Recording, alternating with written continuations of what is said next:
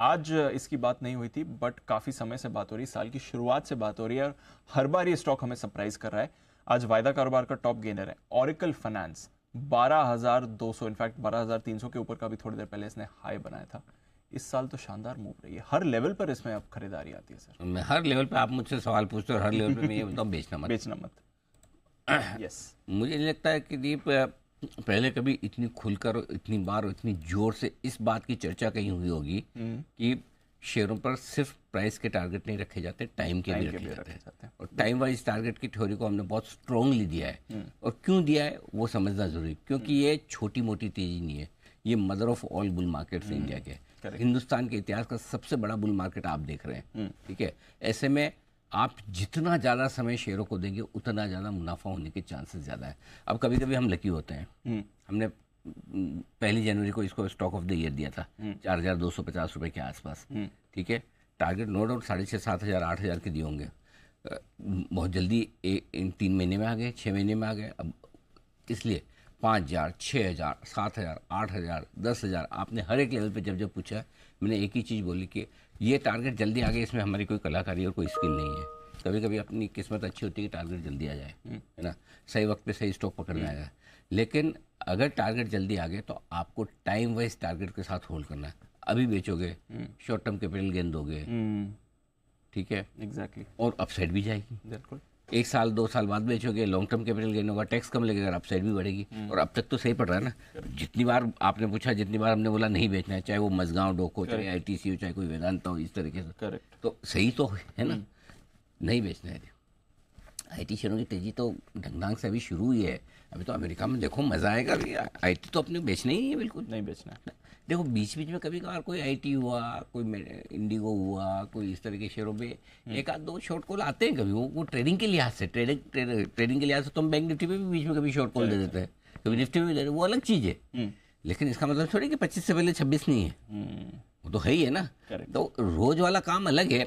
Departmental store में आपके पास हर चीज़ available है, आपको कौन सा वाला प्रोडक्ट सूट करता है वो वाला लेना है। तो अपने ट्रेडर के लिए अलग चीज़ें, इन्वेस्टर्स को तो सोचना ही नहीं है। दीप ये तो जिस तरह से चल रहा है ना, और जो अर्निंग, अच्छा समझे, मुझे पिछले 2 क्वार्टर के रिजल्ट देख लो। अगर किसी का बेचने का मन करे तो मैं आपको बोलूँगा पिछले 2 क्वार्टर के रिजल्ट देख लो, फिर आप डिसाइड कर लो कि बेचना। अगर कंपनी परफॉर्म कर रही है, फर्स्ट क्लास कर रही है, अभी तो इनके पेरेंट ने भी बोला, इसी हफ्ते रैली भी आई थी, वो 11-12% की रैली उधर भी आई थी। कितने ज़्यादातर खानदानों में होता है कि बाप की वजह से बेटा चलता है जी। बहुत कम खानदान है जो बेटा बाप का नाम करता है। ये ऐसा बेटा है हमारा हिंदुस्तान का, ओरेकल फाइनेंस यहाँ की कंपनी जो इनकी इंटरनेशनल कंपनी का नाम कर रही है, है ना।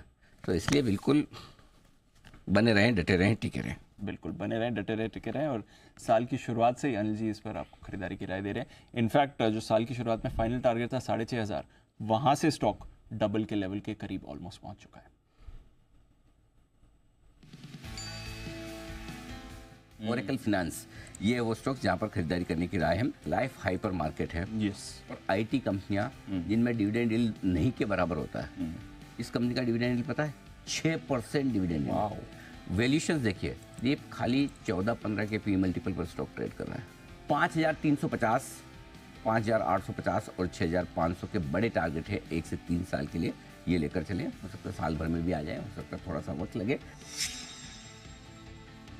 हम बार बार स्टॉक को टाइम वाइज टारगेट की तरफ लेकर जाते हैं। मैं आपको बार बार कह रहा हूँ कि 1 तिमाही के नतीजे आए हैं जिसमें स्टॉक में ये एक्शन है। मुझे लगता है दीप ये 6 महीने से 12 महीने कम से कम आपको अपने पोर्टफोलियो में रखना चाहिए। बने रहें, डटे रहें, 6 महीने से 12 महीने का व्यू लेकर इसमें बने रहें।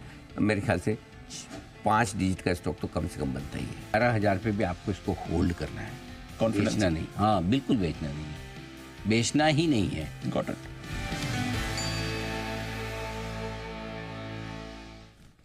बेचना ही नहीं है। जो फाइनल टारगेट था 6,500 का साल की शुरुआत में, वहां से ऑलमोस्ट डबल है सर। टारगेट तो रिवाइज होते रहते, कई बार लोग ये बोल भी देते कि सर आपने तब तो इतना बड़ा टारगेट नहीं। हाँ बात सही है।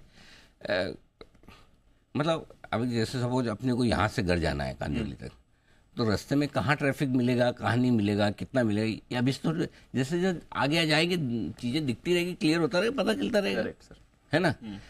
ये पता है जाना कहाँ है और किस डायरेक्शन में जाना है, ये मालूम है ना। बीच में कभी ट्रैफिक नहीं मिलेगा, जोर से भागेंगे, कभी मिल गया थोड़े धीमे हो जाएंगे, है ना। और कोई हर जगह कह के तो नहीं आएगा कहाँ मिलेगा कहाँ नहीं। तो इसलिए कुछ कुछ जगह आपको पता है कि बॉटल नेक्स होते हैं, तो वहाँ पता है कि यहाँ तो मिलेगा ही मिलेगा, जैसे रिजल्ट सीजन वगैरह आ गए। बाकी ठीक है ना। तो इसलिए कोई जहाँ तक आप सही डायरेक्शन में, भले 4,000 के हो, भले 5,000 के हो, भले 8,000, हमने कहीं बेचने का तो बोला ही नहीं ना। नहीं। और यही बोला है अभी भी आपने जो सुना है, 1 साल तो मिनिमम रखो यार, साल 2 साल के लिए। और अगर आप रख रहे हैं तो आप देख लीजिए कौन से स्टॉक, कितने आपको ऐसे मिलते हैं एफएनओ के 4,000 रुपए के वाले स्टॉक जो 12,000 हो जाए 1 साल में, 8 महीने में, 9 महीने में। करेक्ट। तो अगर समझो 12,000 का घट के 10 हो गया, 9 हो गया, क्या फर्क पड़ गया आपको? फिर भी पैसा बन रहा है, पैसा बन रहा है, इसलिए रखिए, तभी पैसा